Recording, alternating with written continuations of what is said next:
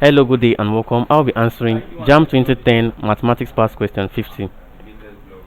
If three unbiased coins are tossed, find the probability that they are all heads.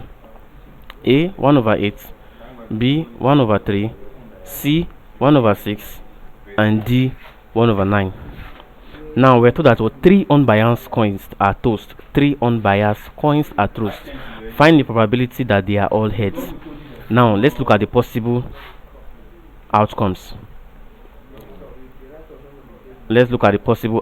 Now when three unbiased coins are tossed, it's either we have a head, and head, or we have a head, and tail, or we have a head, tail, and head, or we have head, tail, or we have tail, tail, or tail, head, or tail, head, or we have tail, head, tail.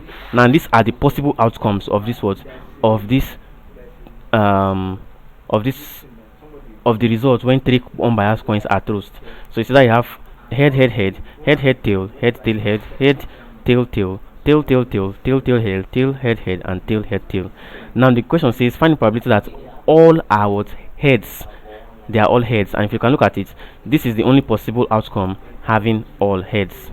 So the probability now will be equals to this all over the total number of possible outcome, and total possible outcome is 1, 2, 3, 4, 5, 6, 7, 8. So therefore the probability is 1 all over 8, and that is option A.